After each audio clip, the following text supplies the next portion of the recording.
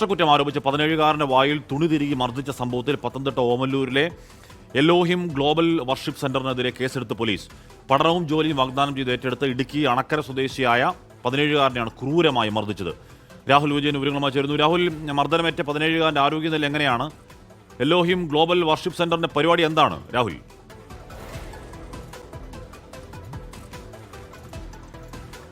ഹാഷ്മി, എന്തായാലും Elohim global വർഷിപ്പിന്റെ പരിപാടി ഇതൊക്കെ തന്നെയാണെന്നാണ് പോലീസിന്റെ പ്രാഥമികമായിട്ടുള്ള അന്വേഷണത്തിൽ മനസ്സിലാക്കിയിരിക്കുന്നതെന്നുള്ളതാണ് മനസ്സിലാക്കാൻ കഴിയുന്നത്. എന്തായാലും ഈ 17-കാരന്റെ ആരോഗ്യനില നിലവിൽ തൃപ്തികരമാണ്. കഴിഞ്ഞ ഈ മാസം 11-ാം തീയതിയാണ് ഈ കേസിനാസ്പദമായ സംഭവം നടക്കുന്നത്. ഇതൊരു നിർധന കുടുംബത്തിലെ കുട്ടിയായിരുന്നു, ഈ 17 വയസ്സുകാരൻ. അമ്മ 2 കുട്ടികൾ, അതിൽ മൂത്ത കുട്ടിയാണ് ഈ 17 വയസ്സുകാരൻ.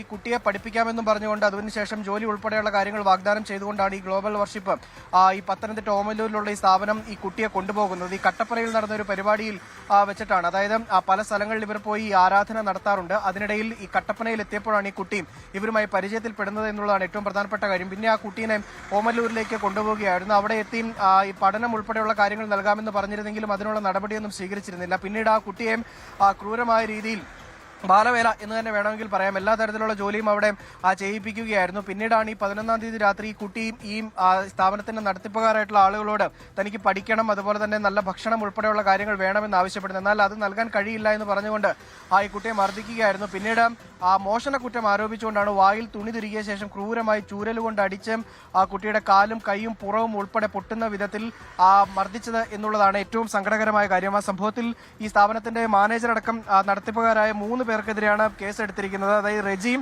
ബെന്നി, സിജോ എന്നിവർക്കെതിരെയാണ് കട്ടപ്പന പോലീസ് കേസെടുത്തിരിക്കുന്നത്. ഇന്നലെ ആ കുട്ടിയുടെ മൊഴി വിശദമായി തന്നെ കട്ടപ്പന ഡിവൈഎസ്പി രേഖപ്പെടുത്തിയിരുന്നു. പത്തനംതിട്ട ഓമല്ലൂരിൽ നടന്ന കേസായതുകൊണ്ട് തന്നെ പത്തനംതിട്ട പോലീസിന് ഈ കേസ് കൈമാറും എന്നുള്ളതാണ് ഏറ്റവും പ്രധാനപ്പെട്ട കാര്യം.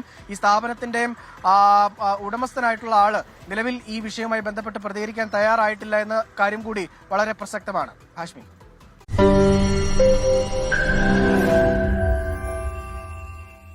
ലോകത്തെവിടെയായാലും ഏത് സമയത്തും 24 വാർത്തകളും ഓഗ്മെന്റഡ് റിയാലിറ്റി പാക്കേജുകളും എക്സ്പ്ലെയിനറുകളും വിശദമായി കാണാൻ ഞങ്ങളുടെ യൂട്യൂബ് ചാനൽ നിങ്ങൾക്ക് സബ്സ്ക്രൈബ് ചെയ്യാം.